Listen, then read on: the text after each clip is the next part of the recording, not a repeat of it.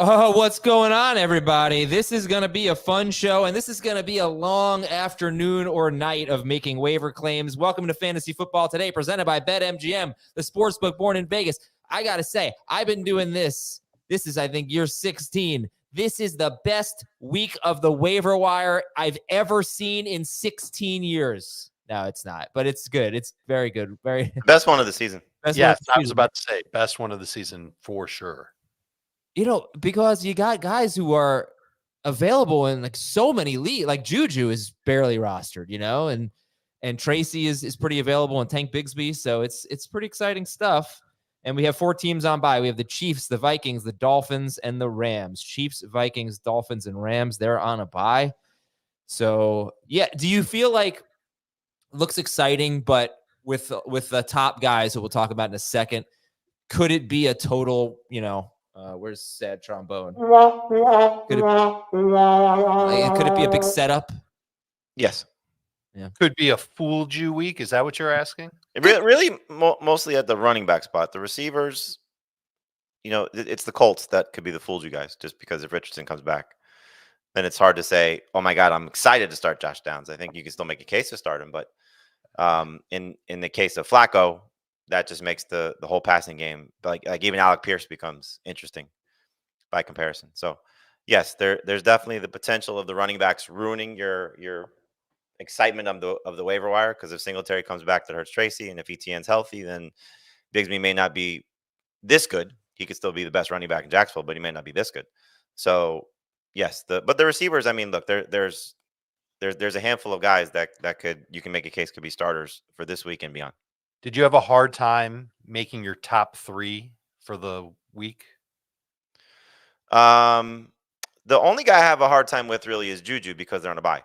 Right. And so, you know, like I'm just finishing up writing the receivers now. And as I wrote for Smith-Schuster, if you don't need anybody for this week, he should be the number 1 player to add. Like he's got that much potential.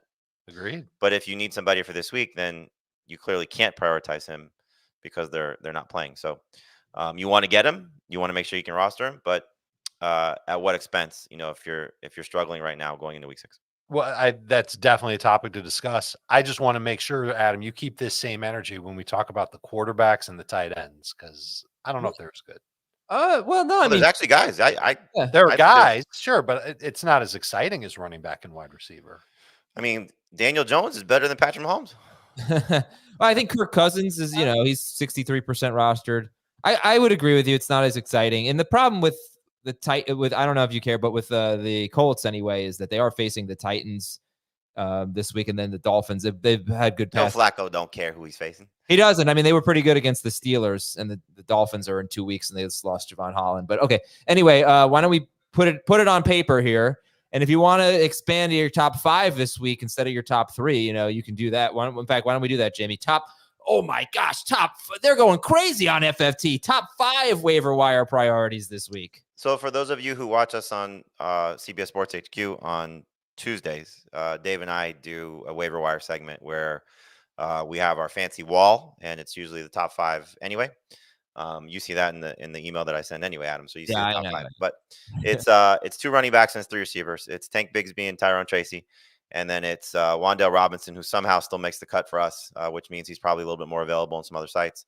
Wan'Dale Robinson, Josh Downs, and Juju Smith-Schuster. And that's not necessarily the order for the receivers, because, again, if you don't need to pick up Wan'Dale for whatever reason, I don't know why, but if you don't need to, and you don't need to pick up Josh Downs because you're concerned about Flacco sitting and Richardson coming back. Like if you tell me right now Richardson starting, I would take Juju over Josh Downs regardless. And you just have to understand that Juju's not playing for you for 1 week. So he might give you, if you need points, he's not going to help you. I just want to give a real quick stat on Wan'Dale Robinson, who's facing the Bengals, and Wan'Dale's had 8 or more targets in 4 of 5 games.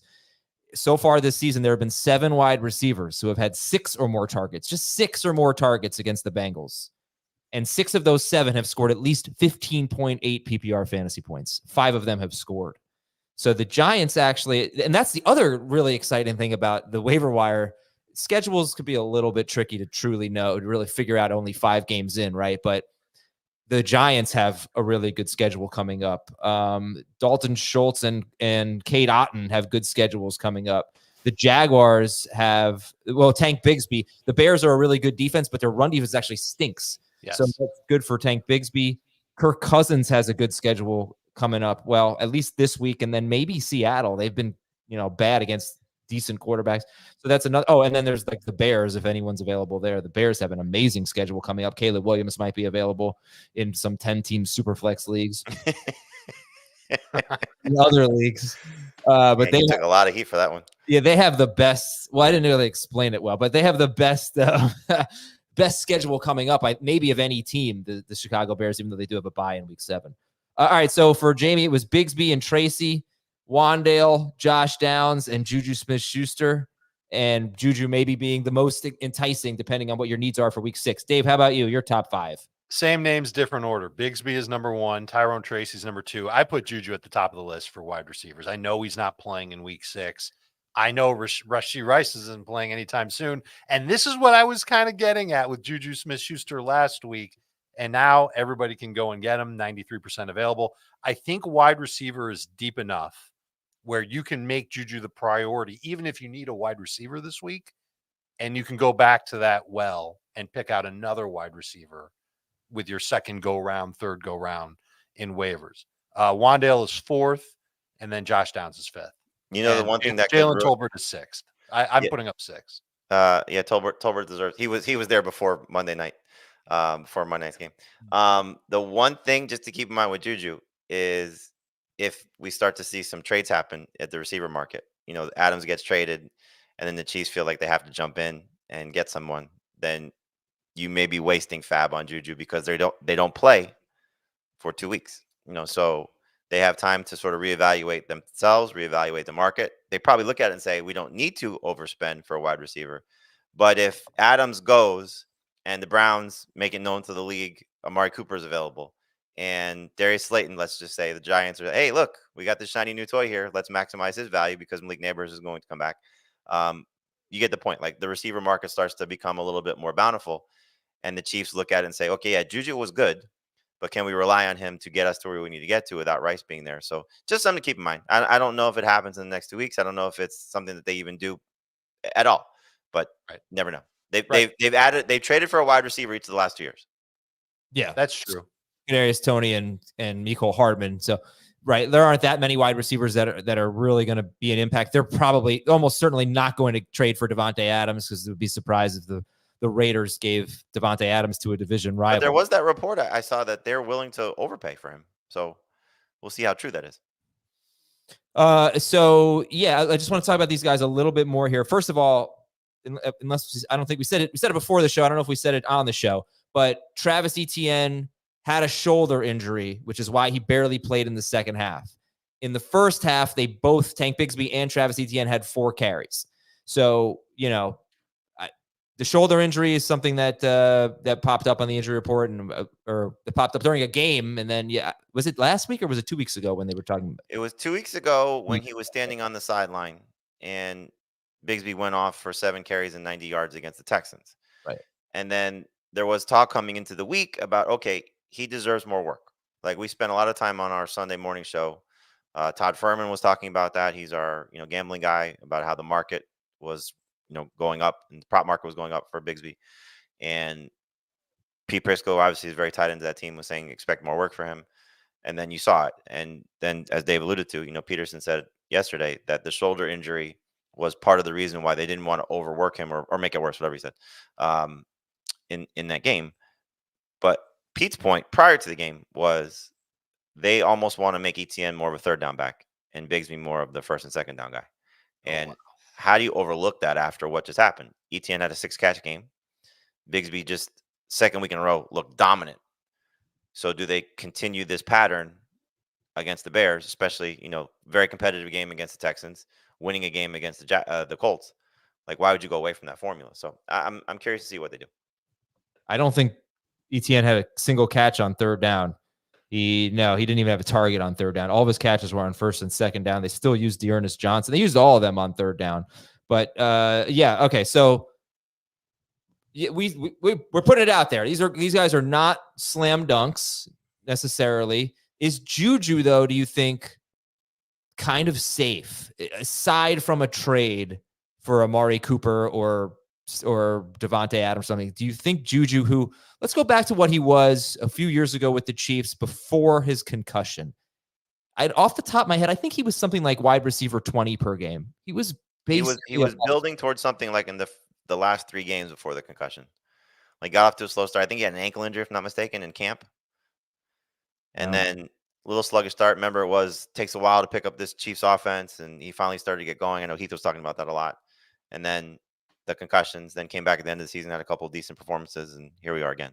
So, look, knows the system, knows Mahomes. Mahomes trusts him. He's, one of the first guys Mahomes mentioned when Rice was hurt last week. He said Juju, he said Justin Watson, he said Noah Gray. And I mean, you look at it, like my biggest concern was when you want to say he dropped the touchdown, but the touchdown goes off his hands and intercepted in the end zone. Was that it for him? Then he comes back, he has a 50-yard catch. So it looks great. It really looks great. And I hope it's sustainable. The one thing is like, how much FAAB do you spend on someone who may or may not be this good moving forward? Like, are we chasing Isaiah Likely's best game? Are we chasing Juju Smith-Schuster's best game? We've unfortunately fallen to this a lot as what we do in our position and what people do when they spend their FAAB. Like, you don't want to go crazy for someone who may not be sustainable. The path looks open for him to keep doing great things. Hopefully, to what I said earlier, there are so many interesting stash candidates at wide receiver that I don't think you have to. He might be the best of the bunch, but I don't think you have to go gaga with the FAAB.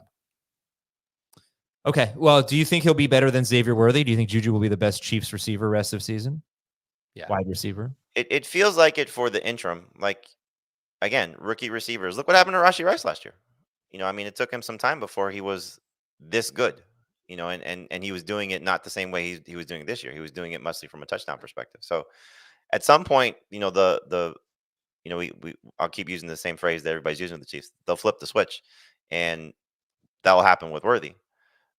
But does it come at the expense of Juju? That's the thing. Like, does Juju become a secondary option, or in this case, a third option because of Travis Kelce? So I don't know if that's necessarily going to happen. But if Worthy starts to get 7-8 targets consistently, it's hard to expect Juju to keep doing this. And let's be realistic here. I know the ball went off of his hands. Mahomes is not throwing touchdowns. No. So in non-PPR, the 100 yards looks great. But if it's a 5 for 80 day, PPR, you'll take that all day long.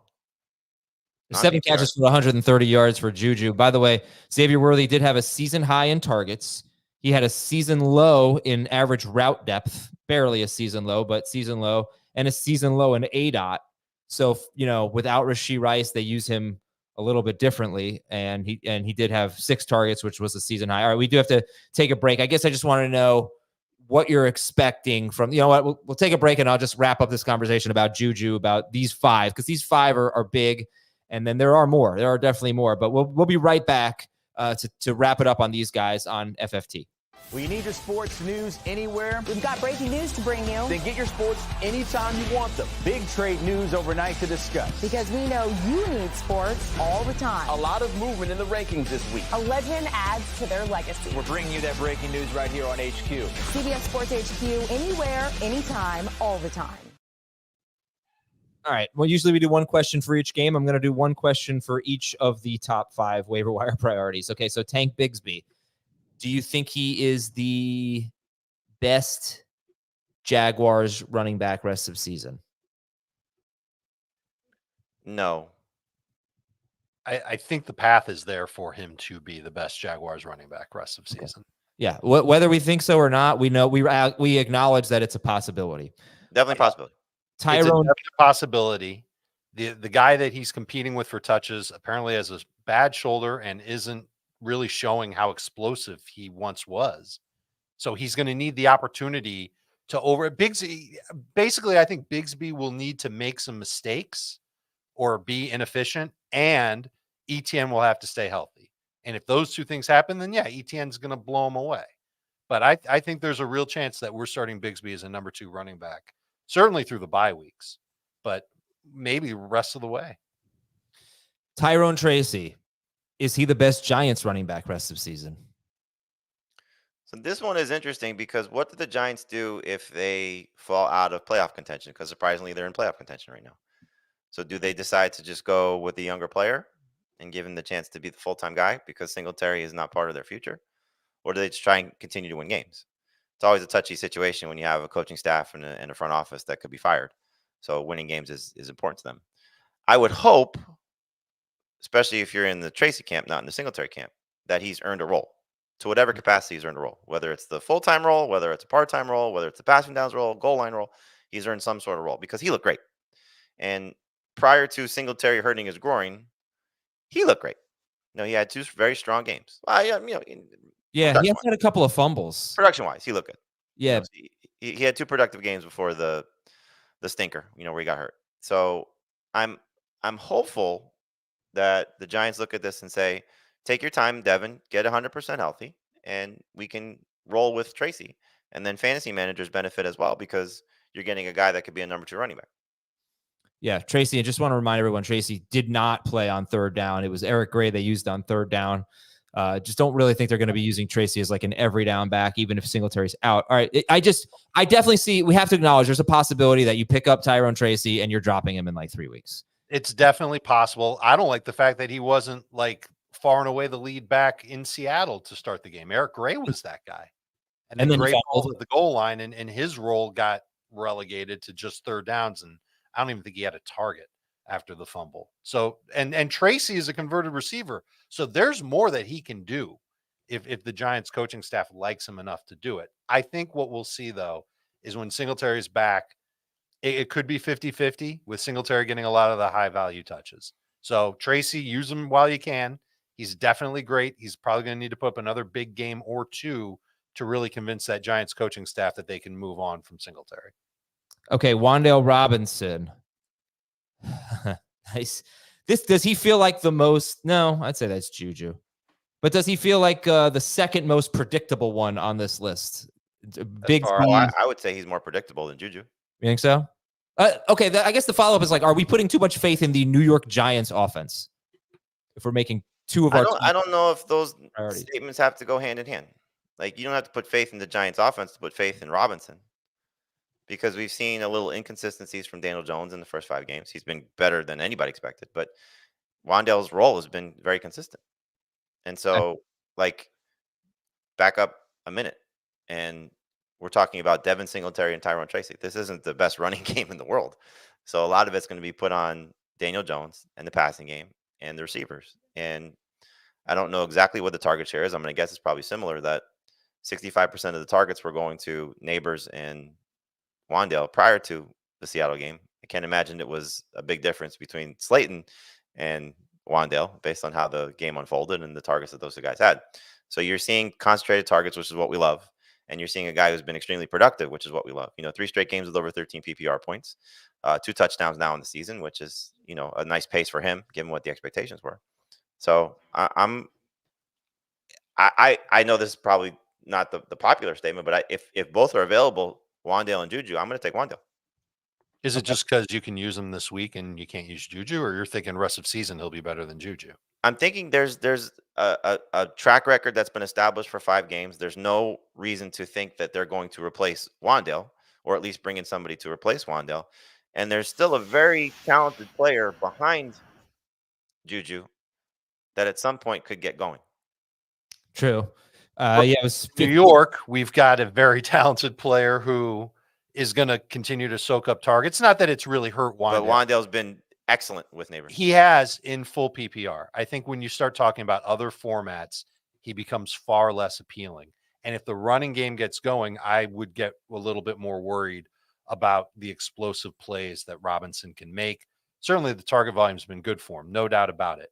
And to Adam's point, we're talking about the Giants. And would it shock you if 3 weeks from now we go, oh, there go the Giants. They're doing what we've known them to do, and that's fall apart.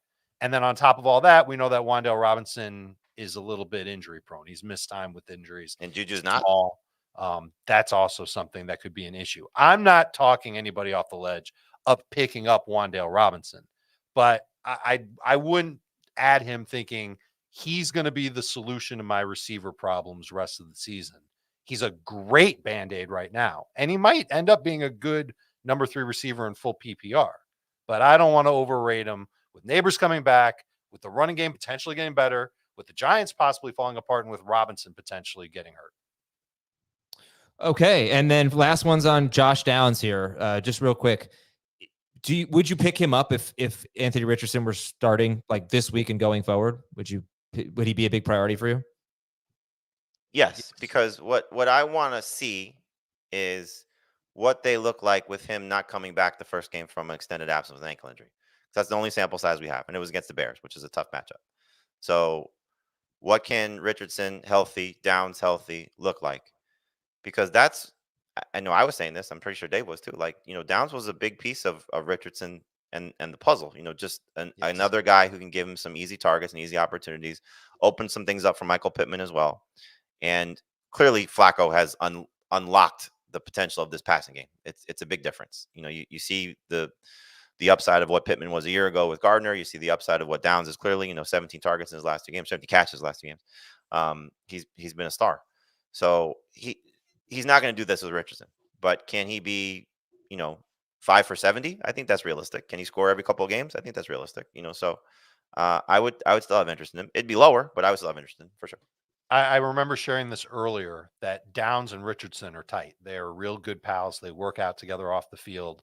And he's such an easy short area target who's a good route runner who can make plays after the catch. It wouldn't surprise me in the least if this was the top guy in terms of target share for the Colts for the rest of the season, assuming Richardson is the starter, even if Richardson's the starter the rest of the season. I do fear the big games for Taylor and Richardson on the ground, and they only throw like 18 times and it leaves Downs with 4 for 40 or something like that. But I put him right next to Wan'Dale as far as short area targets, guys that can make an impact more so in PPR than half in non-PPR. But I wonder if he's got maybe just a little bit more staying power. Downs does over Wan'Dale Robinson. Right now, I have Robinson over Downs in my waiver ranking. So when I go to set waivers, I am going to put Robinson first, but they are very, very close. Okay. So let's talk about just real quick schedules. I talked about schedules. Here are some teams that have good schedules coming up, at least on paper. The Bears, the the Falcons, excuse me. I put Kirk Cousins on the Vikings. The Falcons, the Giants, honestly, Cincinnati, Philadelphia, Pittsburgh, Washington, Carolina, 4 of their next 5 games are really good. The Jaguars, I would say, at least for Tank Bigsby, his next 2 matchups are very favorable. Same with Tyrone Tracy. He's got good matchups coming up. I mentioned Dalton, Schultz, and Cade Otton. They have good matchups coming up. Bad schedules. 2 teams kind of stood out to me. The Jets have Buffalo, Pittsburgh, at New England, and Houston in their next 4 games. And the Colts. We keep talking about Josh Downs. You'll hear about Joe Flacco at Tennessee, home against Miami, at Houston, at Minnesota. The Colts schedule is not great right now. News and notes. Aaron Rodgers should be fine. Las Vegas is contemplating a quarterback change to Aiden O'Connell. Anthony Richardson's going to be the starter when healthy, according to Shane Steichen. The Patriots could make a change at quarterback. Derek Carr last night left with an oblique injury. Jake Haener came in. They've got Tampa Bay this week, so big game for them, and they'd love to have Derek Carr.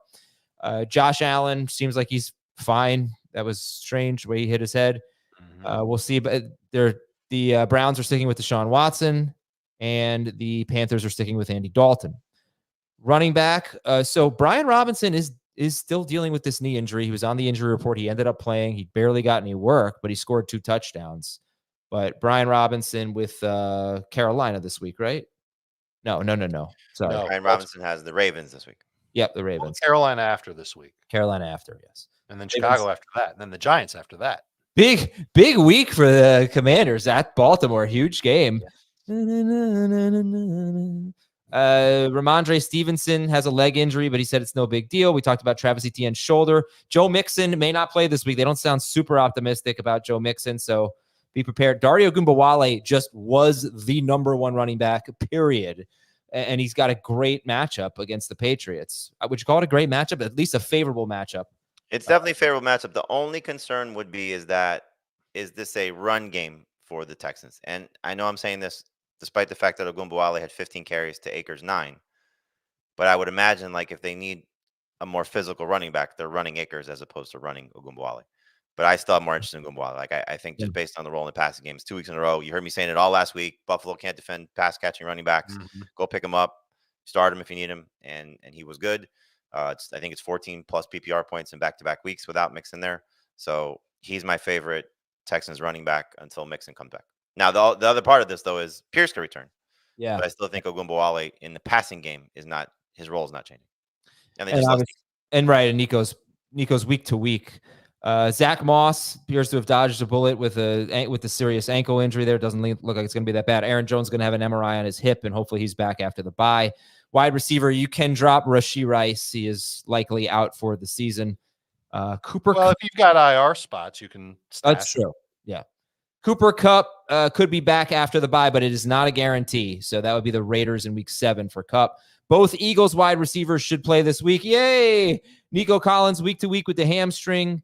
Matt LaFleur looks like he said he was hopeful for Romeo Doubs. Looks like Romeo Doubs could be playing this week against the Cardinals.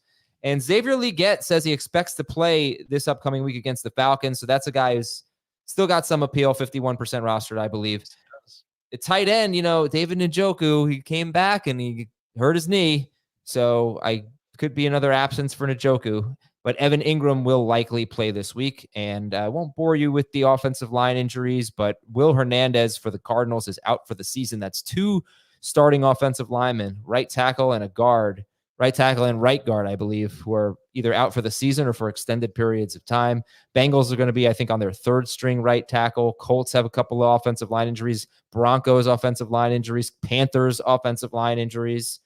And let's talk about FAAB. All right. Usually I talk about FAAB a lot earlier in the show. Sorry about that. But wait, before I do that, I have to remind you, if you haven't signed up for BetMGM yet, let's do it. All right. Get on that BetMGM app and use the bonus code FANTASY, and you're going to get up to a $1,500 first bet offer on your first wager with BetMGM. So here's how it works. You download the BetMGM app. You sign up using the bonus code FANTASY. Deposit at least $10 and place your first wager on any game, and you'll receive up to $1,500 in bonus bets if your bet loses. Just make sure you use the bonus code FANTASY when you sign up. By the way, if you watched our show on CBS Sports Network on Friday, we gave you 5 player props, and we went 3-2.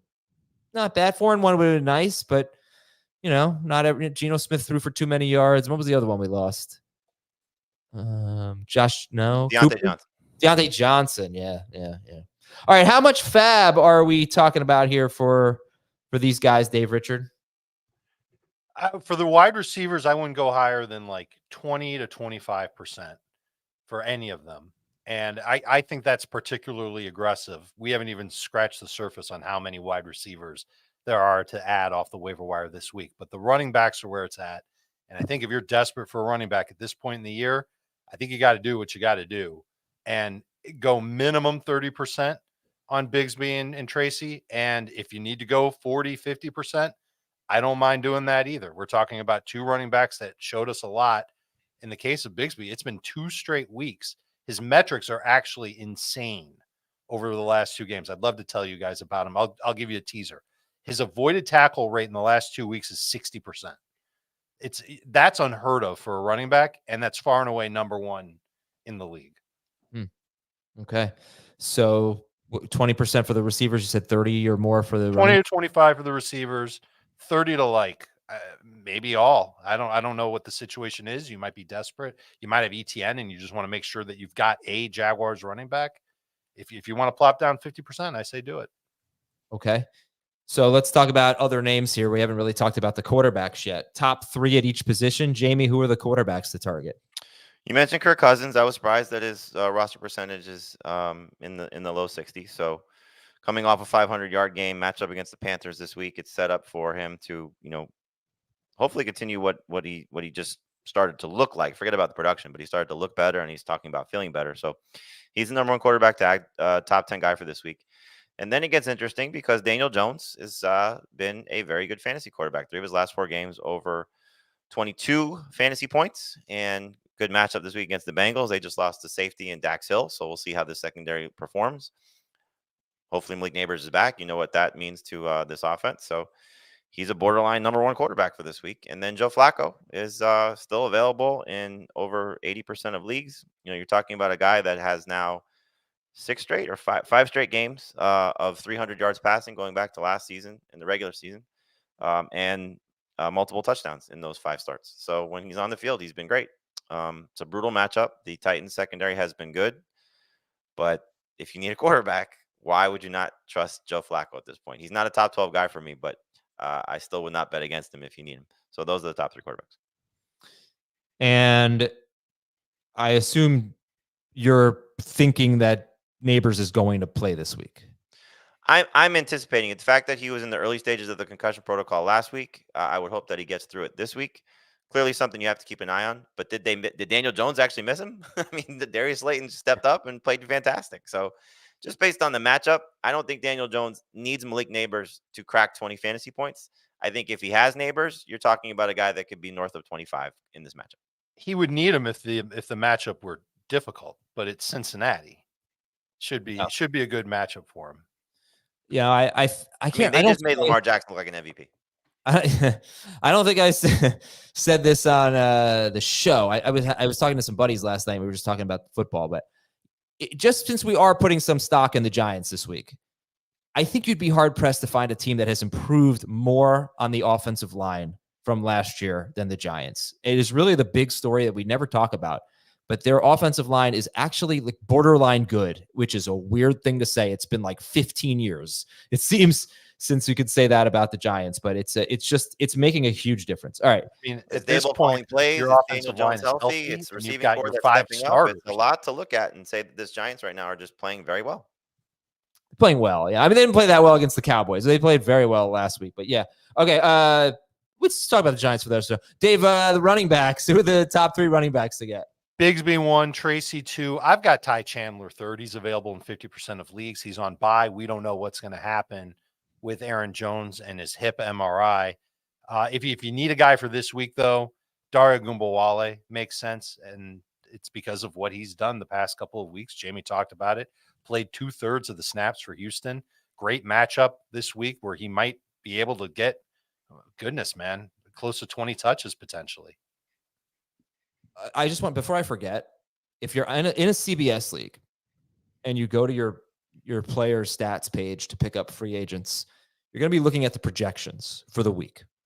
You're not going to see Ty Chandler. You're not going to see Juju Smith-Schuster. These guys are on bye. You can just, remember it and look for those guys. But sometimes I forget, especially if you have multiple leagues. You can change those projections to rest of season projections. That might help you. What I like to do is I do the weekly projections and I look at each position, find who I want.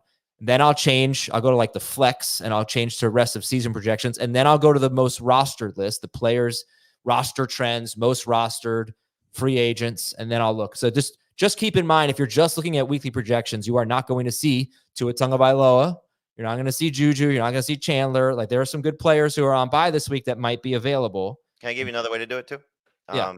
Go to, instead of player stats, go to roster trends. I said that. Yeah. But sort by most rostered? Yeah. Okay, sorry. No, it's okay. It's not like I don't do that to you. Bigsby, Tyrone Tracy, Ty Chandler, Dare Ogunbowale, and you might get another week of Trey Sermon. It's a brutal matchup for him. But that could be someone what's his roster percentage? Trey Sermon's available in 29% of leagues. Oh, okay. I thought it was a little bit more. Tajay Spears, his next 2 opponents, Tajay Spears, are bottom 5 in receiving yards per game allowed to running backs, as in they give up the most. That'd be the Colts and the Bills. That's been kind of his role. So he's available. It's really not that bad if you're desperate this week. Okay, Jamie, wide receivers. So can you give us 3 different names other than Juju, Wan'Dale, and Downs? Sure. Jalen Tolbert. I mean, he's gotten 13 PPR points or more in 3 of his last 4. Brandon Cooks is going to be out for at least the next 3 games, if not longer. So coming off a game with 10 targets, 7 catches, 87 yards, and a touchdown, Dak Prescott's leaning on him. Fantasy managers should buy in as well. Then it's kind of all over the place. It kind of depends on what you need or if you're looking long-term. So the next 3 guys I have right now, after Tolbert, next 2 guys will be DeAndre Hopkins and Romeo Doubs. Hopkins has a great matchup against the Colts. I'm hoping that Will Levis is going to be healthy. but I don't think it really matters because Mason Rudolph, I don't think is necessarily a huge step down from Will Levis based on what Levis has shown us. But the matchup is just fantastic. So Hopkins, 63% rostered. I would hope a week off, get that knee another week healthier. He could be potentially number 3 receiver for you. Romeo Doubs is after him. I felt like Jordan Love was missing a little bit more of a reliable target because Wicks was dropping the ball all over the place. 7 targets and looked awful. Jaden Reed had the big catch down the field, but he didn't exactly have his best game. And it took Tucker Kraft making a couple of big plays toward the end to save Jordan Love. Romeo Doubs has kind of been like that safety factor for him. And I wonder if he'll be motivated now that Matt LaFleur will give him his opportunity back. All right. So Tolbert, Hopkins, Doubs. Those are some options for you there. And tight end, Dave. Double check to see if you can find Tucker Kraft or Evan Engram. They're going to be available only in like 10-team leagues, but Kraft 23% available. Evan Engram 31% available. And here we go. Tight ends. If you're streaming, if you need a bye week replacement, you start with Cade Otton, 63% available. Has been pretty decent for PPR over the last 3 weeks. Week 5 is worst. I think he was worth like 7 PPR points, but he's starting to get some target volume in that Tampa Bay offense. Tampa Bay offense, and they're taking on the Saints, and you saw what the tight ends for Kansas City did on Monday. Taysom Hill's after that. Hopefully he plays in that game against Tampa Bay. And then it's Dalton, Schultz, Tyler Conklin. Maybe I'm missing a guy, but that's what's out there at tight end. Honestly, I had forgotten about Taysom Hill. He's 61% available. I would honestly say he's as likely to score a touchdown as maybe any tight end out there. Right. He may be their quarterback. Yeah, exactly. Wow. Now, hold on. If I don't think that happens, but if that happens, you got to put him at the top of the list. The only thing to just keep in mind is like he's got cracked ribs. Like, what's the likelihood of him playing? Yeah. Right. Okay, so let's get the quarterback idea out of our head for now, because that probably is a little too far-fetched. And I like what Ben says in the chat. He says, the touch, the feel, Cade Otton. Yeah, just keep in mind with Otton that McMillan and Palmer could be coming back. And so he's benefited with those 2 guys battling injuries the last 2 weeks. That's true, yeah. Okay, and DST's J-May, what do we got? We have the Eagles coming off of their bye week. We have the Texans taking on the Patriots. We have the Buccaneers now taking on who knows who's going to play quarterback for the Saints. And the Chargers against the Broncos. That's going to be a low-scoring game. And the Falcons against Andy Dalton. Okay, I think I like the Chargers the best. You said the Eagles? Their defense is terrible. They're playing Cleveland, right? They're playing Deshaun Watson. Right. Yeah. And they're coming off of a The bye. Commanders' defense was terrible. I would bet that they rebound defensively. God, Cleveland's so bad. 15 fantasy points or more to each of the past 3 DSTs they faced, including Washington in week 5 and Las Vegas in week 4. Okay. How bad could Philadelphia be? They could be bad. Is any chance Nick Chubb's playing this week? There's certainly a chance. There is an outside chance. Chargers have kind of a solid defense. That's why, and they're facing Denver. And they're getting Denver, Derwin James and Bosa back, hopefully. All right, and who are the kickers to get? By the way, Blake Groupie, you kind of cost me a week. So you stink. But who are the kickers to get? Chase McLaughlin gets New Orleans. He's been very consistent. Jake Elliott against the Browns. They give up a lot of points to kickers. Austin Siebert's been very good with the offense there for Washington. Cameron Dicker coming off his bye. We know he's been very good. And Greg Joseph has been amazing for the Giants. Yeah, it's juggernauts. Okay, we'll take a break. When we come back, shallow leagues, deep leagues. We'll recap Monday Night Football and give you even more names on the waiver wire because we haven't really talked about guys like Caleb Williams and who are some of the other shallow. Oh, so many shallow league wide receivers to get. Darnell Mooney. Yeah. Let me ask before we go to break, if Darnell Mooney's available, is he the number 1 player to add? Ahead of Bigsby? Head of Bigsby. There you go. Probably. We'll be right back on Fantasy Football Today.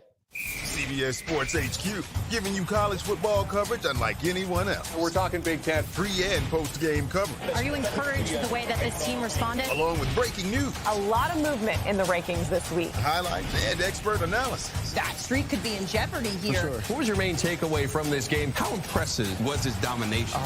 That really changed the football game. Let's go ahead and have some more fun. Another wild ending. The chaos continues. Turn to CBS Sports HQ. Okay, so just before break, Jamie said that Darnell Mooney would be the number 1 guy to get if he's available. Dave said probably. What about TJ Hawkinson? I'd He rather would have not Mooney. be the number one guy to get, but he would be obviously ahead of all the tight ends that are out there and potentially top 5. There's just keep in mind he's not guaranteed to return next week, even though they're off their bye. They said they may use all 3 weeks to get him healthy. Now that does not specify, and I don't know, Dave, maybe you know the rule. Does the 3-week window include the bye? So it's really 4-week window and 3 weeks of active. I would have to look into that because they are practicing during their bye week. So that's, I would assume, technically considered part of the 3-week window. But if they're going to use all 3 weeks, and at this point, why wouldn't you? We may not see him until, week 9. Okay. All right, Jamie, who are the shallow league guys to get? You mentioned Darnell Mooney. I'll start with the receivers because there's a lot of interesting names there that can help you. Mooney's my favorite, but you also have Calvin Ridley. Hopefully takes advantage of this matchup with the Colts. Cortland Sutton coming off a bad game, but we know he's been very consistent. Jacoby Myers, the best true number 1 wide receiver against the Broncos so far this season. Now, Chris Godwin had a better game than him, and you can consider Godwin obviously a number 1 fantasy receiver at this point. But we know Mike Evans is the number 1 receiver for the Bucs, so that's why Myers' best game against Patrick Surtain's led secondary so far this year. 2 Bears that you can make a case could either be dropped or added. But a great matchup against Jacksonville, as you alluded to. And then they come off their bye, they get Washington. So if you want to try and hold them, see what they do against the Jaguars, maybe hold them through their bye week. But Keenan Allen, Romeo Dunze clearly not producing at a high level, but available in just about 25 to 30% of leagues, depending on which one you're looking at. And Ladd McConkey, I know he's going to have a tough matchup against the Broncos. I'm going to guess Quentin Johnson has the more tougher matchup against Surtain. So McConkey's 2 touchdowns so far in the season and should continue to build moving forward. The tight ends, you mentioned Hawkinson, you mentioned Ingram. I put Kyle Pitts. I think I put Kyle Pitts on. He was like 87% roster. Some people were dropping him, understandably so. Why? But you want to go back and get him if he's available. Who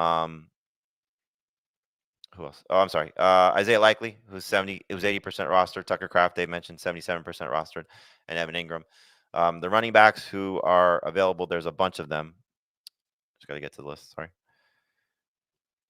It's okay.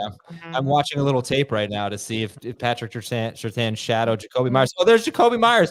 Big play of 18 yards on Surtain. Yeah. Myers lined up wide for most of the game, if I recall. 89% out wide. You have some guys here that are more lottery ticket options than starters at this point, but they should still be rostered. Zach Charbonnet, we already saw what he did in 2 games. Braylon Allen, we know what he can do if something happened to Breece Hall. And then you mentioned Sermon, 71% rostered. He would be a borderline starter. Tough matchup, but 6 catches, hard to overlook, and scored a touchdown against the Jaguars. Much easier matchup, but still. Jonathan Brooks, we may get his practice window open this week, 83% rostered.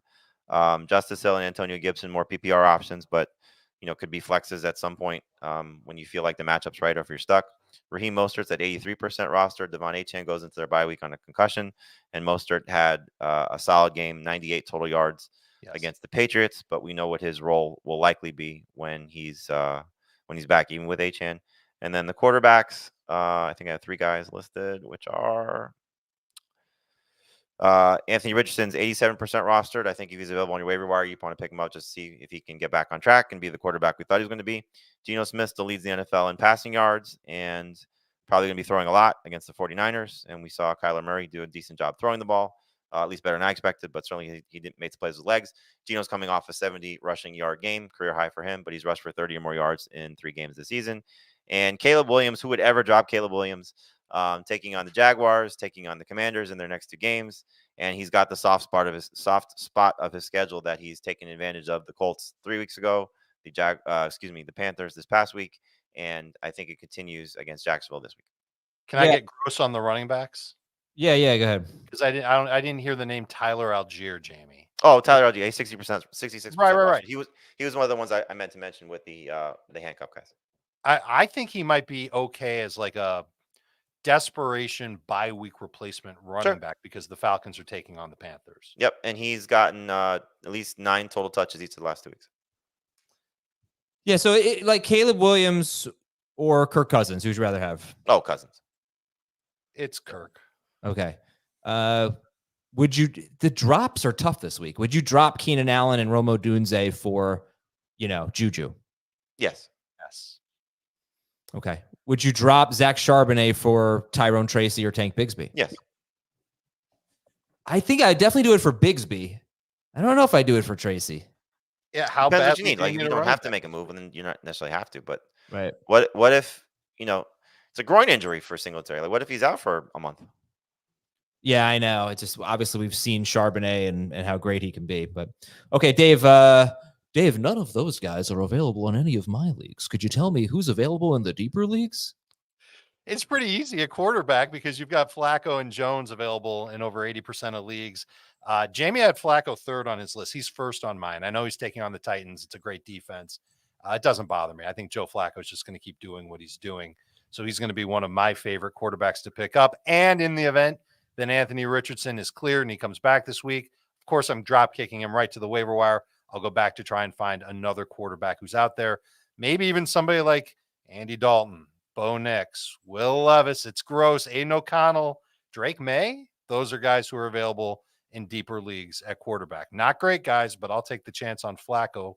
Or if I can find room, get another quarterback, maybe Daniel Jones too. Running backs, Dario Gumbawale is available in 97% of leagues. Tyler Goodson's available in 98% of leagues. Amir Abdullah, who once upon a time was rumored to be Jamie's son, is available in 99% of fantasy leagues. Obviously, Agumbawale, the only one you can really trust, but Tyler Goodson had some modest numbers in week number 5. Wide receiver, Juju, 93% available. Jalen Tolbert, 90% available. You can set your targets on those guys. Darius Slayton, if there is no Malik Neighbors, I think you'll have no problem starting him. He's 91% available. We'll talk more about some stash wide receivers down the line. Tight ends, there's nobody that's like widely available that I would consider starting. So if you're in a deep league and you need a tight end, I don't have an answer for you right now. Trey Johnson just had 5 catches, and who knows? Theo Johnson? Yeah. Theo Johnson, excuse me. And who knows if that coincides with just Neighbors being out and, needing him to be the third option in the passing game. But, So, somebody who can, hopefully build off this. The thing And that I Eric liked in also this game, available. and Adam, you can co-sign it if you want to, is that Daniel Jones did a good job of getting rid of the ball when Seattle's pressure got near him. And Seattle was very aggressive early on to try and get to Daniel Jones, and he would just get rid of it, and it would be these short little flick passes. Eric Gray had a great gain on one of them. Theo Johnson had a bunch of short area targets. I don't know if that's going to be game dependent or what game script dependent for Theo Johnson, but yeah, I guess that would be a name at tight end, Jamie. Thank you. I mean, if Neighbors plays, there's no way I'm looking at him, but Well, you don't have to start him, but you've been playing tight end roulette a little bit. It's not a bad guy in a deeper league to pick up and just see what happens. I guess so. Okay, let's. I guess we can talk about last night's game. Although honestly, we don't really have a ton of time. So, Okay. First of all, let me just check the Chiefs' schedule. The Chiefs in their fantasy playoffs, they have Cleveland, Houston, and Pittsburgh. This is the team that I do not want my running back facing. They may have the best run defense in football. It is insane what they are doing to great running back. Baltimore. Yeah, I remember Baltimore. Oh, you mean their run defense? Right. Yeah. Baltimore's run D. Right. Listen, it wasn't great against Cincinnati, but I think they're still a really good run D.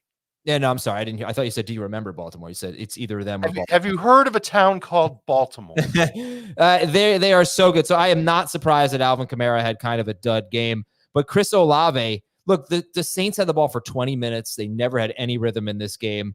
They got outplayed. But Chris Olave now, 2 catches for 10 yards. He had 3 straight games with 81 to 87 yards. But he is not having a huge breakout season. Let's be real here, Jamie. He's got 1 touchdown. What's your level of concern for Chris Olave? High, especially if, there's an injury to Derek Carr that may knock him out for a couple of weeks. So it's been frustrating. Shaheed has been better over the course of the season. He was certainly better against the Chiefs. Now they put McDuffie on Olave, and it felt like Derek Carr was just afraid to throw in that direction. So, whether it's how do you say his name? Haener? Yeah. Haener or maybe Spencer Rattler. If they decide to go that route, I'd be surprised. But it just comes in and says, YOLO, I'm going to throw it to my best receiver and give him opportunities. But at this point, Olave is one of the bigger busts, unfortunately. You know what they say? Haener's going to Hain. Right? That's what they say. I think Olave will have much better games ahead. Obviously, we saw it in the past couple of weeks. I think there is something to it about the coverage that he had. Carr talked after the game about how there were a couple plays that he wanted to throw to Olave, They were designed throws to Olave, and he was just pressured. When they take on lesser defenses, and we talked about the Chiefs' run defense being great. Listen, their whole defense is great. When they take on some lesser defenses, you're going to see Olave's numbers go right back to where they were before this week. All right. For the Chiefs, Dave, people are saying, I thought I already did this, but I'm happy to do it again, that we need to recognize your Kareem Hunt call, because this was like 3 weeks ago. Whatever. Those who picked him up, awesome. Those who didn't, it's okay. There's Bigsby and other guys off the waiver wire that you can go and get. But, this still kind of beat my wildest expectations that he'd have 27 carries and a catch on top of it, total over 110 yards. The short yardage touchdown really was the chicken soup for my heart, because I wanted to see if he would get that role or if it somehow would stay with Samaje Perine. I remember Perine had that role last week, and instead it went to Kareem Hunt. He had, I think, 3 or 4 snaps inside the 5. So he's going to be their main guy. And the one thing that's funny to me is, okay, Kareem Hunt, Juju Smith-Schuster, Travis Kelce, it's like 2017 all over again for fantasy football. These guys are all coming back. How long can they actually keep this up? They're all older guys. Yeah. Like pretty soon there's going to be a soft drink commercial where they're going to be sitting on the couch and somebody says, hey, why don't we go back for one last run?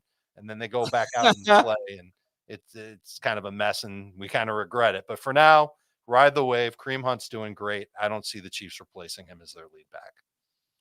Okay, and I think that's it. Kelce is obviously, it's good to see. How about this? I'm going to spoil something, because we are playing Who Has More on CBS Sports Network today. So I'm going to give you one of the answers right now. Travis Kelce does not have a single end zone target yet this season, which I'm encouraged by, because I think it's coming, right? Like, they gave him the little shovel pass inside the 5-yard line in this game. He'll score. He'll start scoring, but you've got to acknowledge the last 2 games without Rashee Rice, he has just been don't even ask a question about starting Travis Kelce. I think he's tight end 1. He's tight end 1 for me. He's certainly at the top of the conversation. You can make a case without Devontae Adams, Brock Bowers, after what he looked like as well. Could be tight end 1. I still think there's a lot to like about Trey McBride moving forward. So he'll be in the conversation. And I would love to see Sam Laporta get going again as well, based on how he performed last year. But yes, Kelce right now is leader of the pack. Don't forget about Kittle. Hey, Kittle's great. Yeah. Tight end's back. Tight end is what if 5 weeks from now we're talking about, man, Kyle Pitts has just been fantastic. Listen, he looked great on Thursday. Yep. Tucker Kraft. Best he's looked in literally a year. Tucker Kraft too. All right, I got some names on the drop-o-meter for you. Yeah, Tucker Kraft is very. We'll see if Tucker Kraft can keep this up without Christian Watson, but I don't see why he wouldn't be able to, at least to a degree. 0 to 10 for Mark Andrews. You could look at last week's game as encouraging and discouraging all at once, because he finally got involved, first catch in over 3 weeks, but he was outplayed by Likely and Charlie Kohler. Yeah, and he played 55% of the snaps. It's ridiculous. So 0 to 10 on Andrews. He was never a full-time snap guy anyway. And I don't know how many games the Ravens are going to have where they're going to have to throw the ball a ton. I'm going to give him a 6 on the drop-ometer. I'll say 2. Drop him for Tucker Kraft? Yes. Look, anybody who's been outperforming him at this point that's on the waiver wire. So Kraft, I think if somebody dropped Pitts, you want to make that move, I'm fine with it. I'm not dropping him for Tyler Conklin or Cade Otton or Dalton Schultz. Okay. Drop-o-meter for Tank Dell. Not now. No way. 0 right now. I know, but again, he played fewer snaps than Hutchinson and had a bad game. But okay, I'm going to start him this week. Drop-o-meter for Sam Darnold going into his bye. So he's droppable. More a need based on a want to drop him. So while he did have a crappy game, it was against a good Jets defense. It was in London. So I'll just play it down the middle and say 5. Schedule after the bye: Detroit at the Rams, Colts nice at the Jaguars. Ooh, nice. Wow. Yummy. Yeah, then it gets a little tougher, sort of tougher. 2 games against Chicago in the double-digit weeks. You know how I hate carrying 2 quarterbacks. I'm in a keeper league where I have Mahomes and Richardson, and I picked up Darnold, and now I have to drop. Oh drop boy, the third you one might be carrying 4. By the way, thank you. I just watched every route of Jacoby Myers while we were having this discussion, and I would not say he was shadowed by Surtain, but he did see quite a bit of Surtain. I don't think he had a ton of production against him, though. Jordan Addison is 87% roster. Drop-o-meter. 1. So again, I think if you're looking to drop him for Tolbert or to drop him for Wan'Dale, if he's still available, if you're looking to drop him for Juju, I totally get it. But that's probably the short list. Dontavian Wicks, 0 to 10. We're moving on. He's like a 5. I'll say 3. He's still got 7 targets. Jawan Jennings, 87% rostered. 9. We were afraid of this. Jerome Ford, 95% rostered. 2. Not ready to fully drop him yet, but he's kind of higher up on the list than like Darnold and Addison would be for me. I'll give him a 3. I'm appreciate my shelf on YouTube says I appreciate the heck out of Dave's pronunciation of dropometer as opposed to dropometer.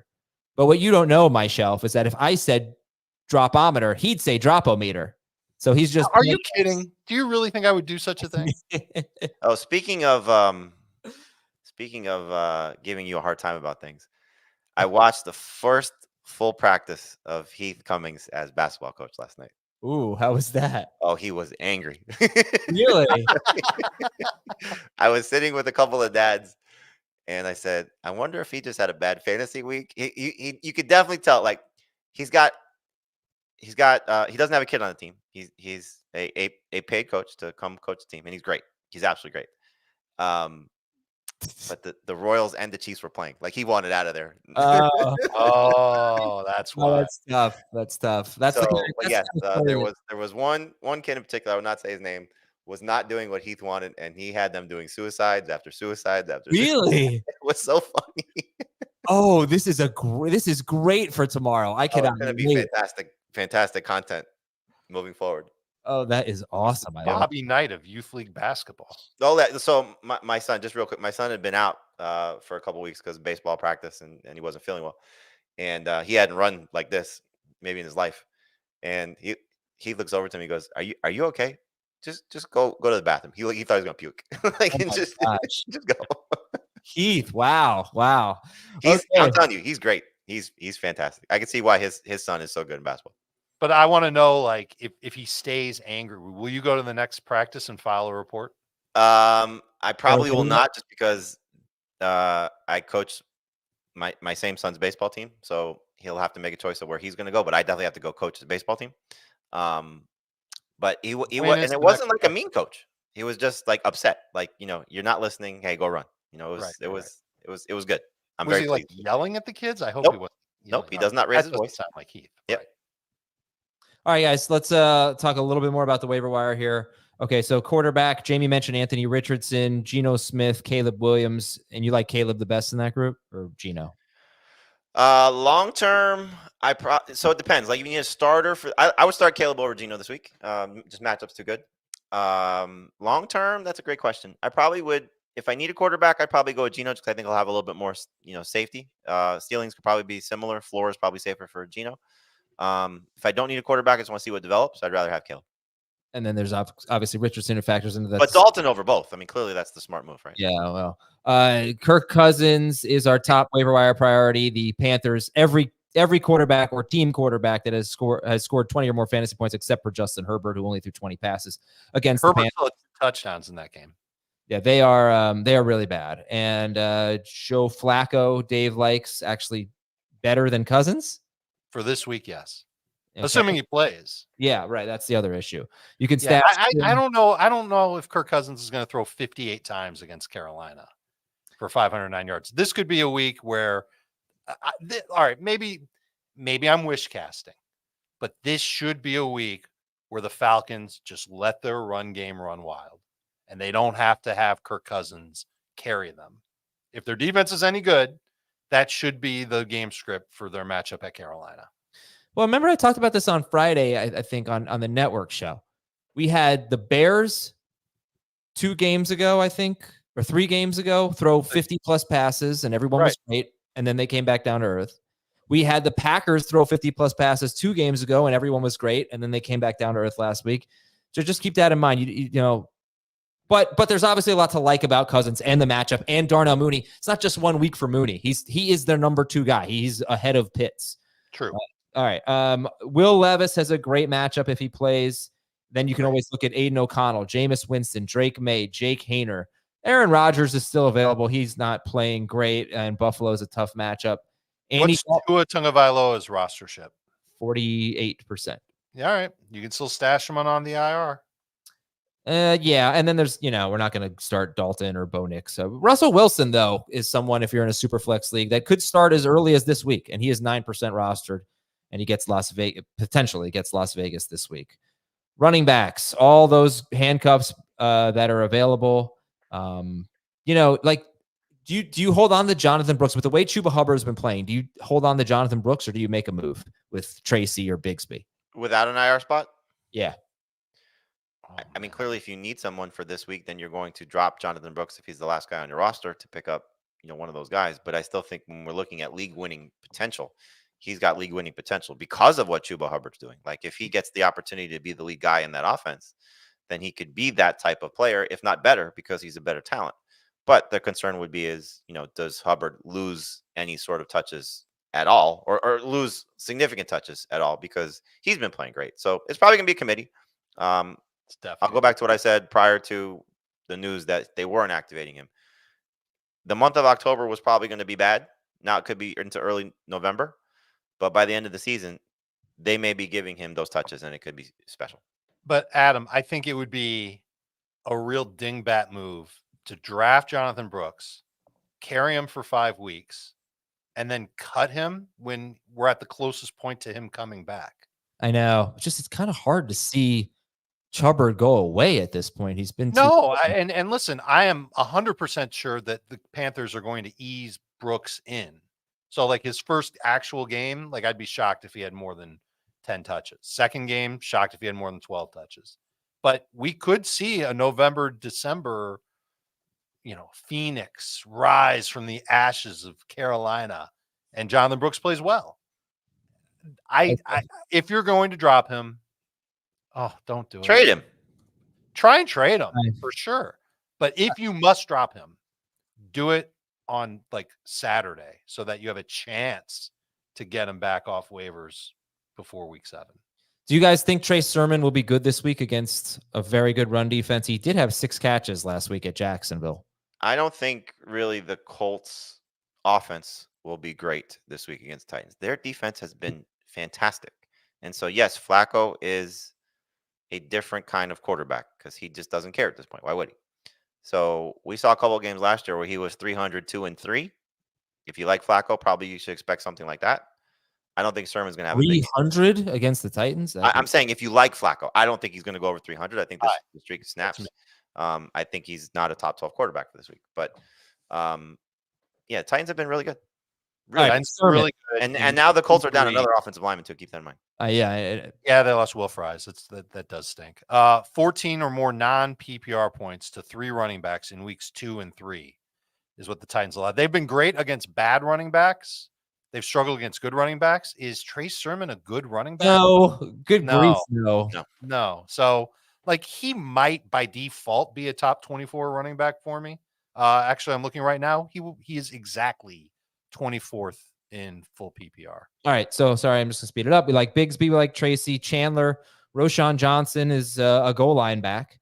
Gets the Jaguars this week. He was not the exclusive goal line back. No, but he's got 2 goal line touchdowns. That's 3 goal line touchdowns in the last 2 games. Jalen Warren, 53% rostered. If you ask me, this guy needs to be the starting running back at some point. I mean, this is a stash. Jalen Warren. I hope so. Tajay Spears, I mentioned his next 2 opponents have been really bad against pass catching running backs, and he had 15 carries last week. So Spears is 59% rostered. Truth or Dare Ogunbowale is out there. If Damian Pierce and Joe Mixon are both out, I mean, I would think he would get more carries. It seemed like they just straight up went away from Akers, and Ogunbowale played more, had 21 touches compared to 11 for Akers. Yep, 6 catches. Yeah. And got 10 catches the last 2 weeks. And the Patriots have struggled against running backs the last 2 weeks. So Ogunbowale is 3% rostered. Sneaky guy. Jaleel McLaughlin. he's been lucky. He's gotten a couple touchdowns. More of a handcuffs lottery ticket type. Jalen Wright was good. They're going into a bye. Amir Abdullah scored. That was cool. And let's go to the wide receivers. So the shallow league guys, Ridley, Sutton, Jacoby Myers, Keenan Allen, Roma Dunze, Darnell Mooney. Mooney is the top of that list. What about McConkey? I don't know if we've talked much about him. He does not. This is another team that doesn't have great matchups going forward. McConkey, 66% rostered. Jamie, quick thought there? 2 touchdowns in 4 games. Somebody's going to have to start making plays in this passing game consistently. We saw a couple of good games for Quentin Johnston, a couple of good games for McConkey. There is a chance DJ Chark could return as early as this week, so it's just something to keep an eye on there to maybe shake some things up. And Josh Palmer, we know, has been banged up, but McConkey's their future. I think he's somebody that will benefit as the year goes on. And if you have the ability to pick him up and stash him, I would 100% do so. Yep. All right, so then we love Wan'Dale and Josh Downs and Juju Smith-Schuster. If Malik Neighbors is out, Darius Slayton has now had 4 big games in a row without Malik Neighbors, 3 at the end of the 2023 season, 1 in week 4. Jalen Tolbert. Yeah, go ahead. Can I give some stashes here? Yeah, sure. Okay, and this is why I think it's okay to prioritize Juju, because you could potentially, you're either stashing or potentially starting some of these names, not all of them, but some of them in week number 6. Christian Watson's available in half of CBS Sports leagues. He'll get healthy eventually. Could be the number 2 wide receiver in Green Bay. Quentin Johnson, we just talked about, definitely not using him this week. Definitely we'll find weeks down the line where we will want to use him. Xavier Leggett for Carolina, going to continue to be a part of that offense. I think DeMario Douglas could end up being a decent PPR option. We might be talking about him in a couple of weeks, particularly once Drake May goes under center for New England. I think it's by default, really, but I think he's the best wide receiver in New England. You could stash him now. And then Tutu Atwell, still available in over half of CBS leagues.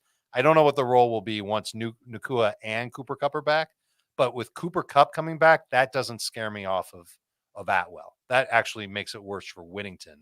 I think Atwell will actually still continue to play until Nakua is back. And then one more, Ricky Pearsall, 90% available. Could go on the IR. He will eventually have some sort of role in that 49ers offense. At worst, you stash him on your IR, and when he comes back, if you don't really see him having a role on your bench, you cut him. Okay. Yeah, there are a lot of guys that you could just plug in this week. I don't have a starting wide receiver. So, I'll get Romeo Doubs. Bam, I'll get Tyler Lockett, who's scored. He's given you a respectable game, I think, in 4 of 5 games.